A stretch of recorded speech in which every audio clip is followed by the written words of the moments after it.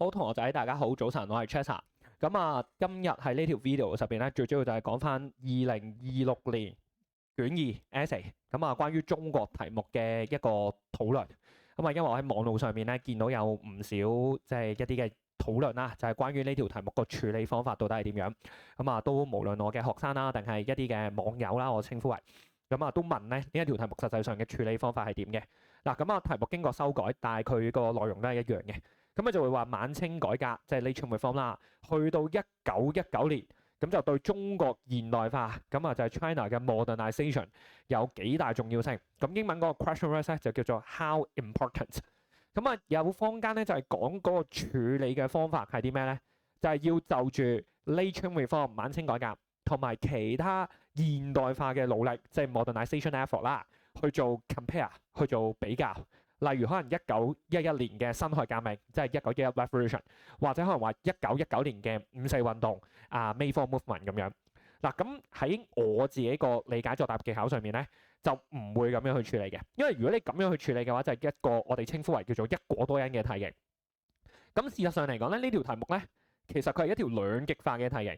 咁一果多因同埋兩極化咧，係我哋喺作答技巧上面理解嘅一個好重要嘅概念啦。咁一果多因，因為佢唔係呢一條題目入邊嘅技巧啦，咁我就唔喺度討論。咁我解釋下點解佢叫兩極化。其實佢由頭到尾咧，佢想討論嘅對象淨係得一個嘅啫，就係晚清改革 Late Reform。佢想討論咧呢一個嘅改革對於現代化呢一件事 modernization 有幾大重要性。咁即係你會答 extent 啦，一係就 large extent，一係 small extent，一係好大重要性，一係好少重要性。咁所以其實佢呢一度就叫做 double side 正反討論。正就係講重要性 important， 反就係講唔重要 not important。咁只不過佢要求你討論嗰個時限 long lasting 去到1919年，去到1919年為終結。咁即係其實我個寫法係點樣咧？例如晚清改革有其中一個重要嘅，就係喺政治方面 political aspect， 咁就有 constitutional monarchy， 咁叫做君主立憲。例如佢做咗嗰啲咩 outline of imperial constitution 啦，欽定憲法大綱 cabinet 內閣制，或者你識嘅話就會有諮議局同埋資政院嘅，即係national assembly 如此類推。咁但係呢一件事其實係唔重要㗎，佢做咗呢啲嘅努力，因為點解咧？去到1915年嘅時候就袁世凱係稱帝㗎嘛 ，restore monarchy， 更加係叫做洪憲皇帝。廢除國會，廢除臨時立法，解散國民黨，abolish 呢個嘅Congress 呢個 constitutions 同埋 dismiss 呢個嘅 KMT 咁樣。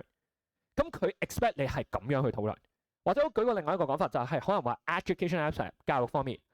當時就 abolish 咗呢個嘅科舉制度同埋八股文 English essay 或者係 imperial examinations。咁但係呢一件事就好大重要性啦，因為去到1915年嘅時候就會有New Cultural Movement 新文化運動，咁就正正係晚清嗰陣時廢除咗八股文，啲人開始接受新式嘅學制，而有一班先進同開明嘅知識分子 intellectuals， 佢係所延伸落嚟嘅一個討論嚟嘅。例如嗰陣時會有咩我手寫我口，會有一班人咧就係會即係胡適或者可能話係魯迅，咁佢哋有一啲嘅著作。即係阿 Q 正傳，狂人日記，咁其實係 based on late Qing 嗰陣時嘅一啲 contribution， 佢嘅貢獻而成嘅。咁我哋就會覺得呢個晚清改革對中國嘅現代化其實有好大貢獻啦。咁所以實際上嚟講咧，呢一條題目好多即係叫做嘅討論網絡上面就話係咪要就住晚清改革係一個努力係一個 effort， 同即係1911 Revolution 辛亥革命呢個 effort 佢比較邊個重要啲？唔係咁樣去處理，佢係只不過係想討論晚清，但係 extend 延伸到個討論去到1919年咁樣去處理啫。咁你話呢條題目我點樣做得好？有兩個關鍵嘅，喺度輕輕帶過啦。第一就可能你係每一個範疇都做正反，例如無論係政治方面、經濟方面、社會方面定係教育方面，咁你都可以做一次咧 double side， 然之後 justification 解釋立場嘅，因為佢每一個政策都會有 achievement 同埋有 limitations 咁樣嘅。去到1919年都係，例如就算你講經濟方面，你都可以話有呢個嘅 unfair treaty 不平等條約，直到1919年都存在。甚至乎列強咧嗰個嘅不平等嗰個嘅條約嗰個嘅侵略，更加係有增而無減。21 demands 21條山東咁樣熱出去推。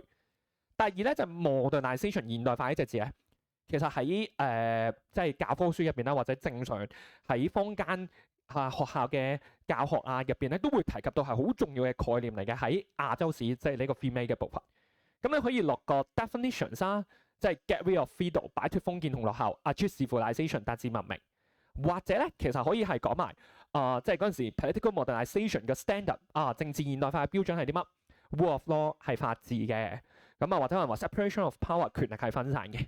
咁我哋就有埋咁樣嘅標準去討論佢嘅重要性係大定唔大啦，直至1919年嘅中國歷史發展。咁所以喺度就因為因應坊間上面有一啲嘅討論啦，喺網路上面，咁就去分享下我嘅睇法係咁樣嘅。咁呢條題目就都幾有趣，但係亦都係如果擺喺2026年 DSE 嘅 essay 卷入邊咧，我相信都好多學生會揀嚟去答，亦都係較為淺白同埋容易去處理嘅問題。只要處理咗一開始判題嗰個方法，咁就係一個多人同埋兩極化啦。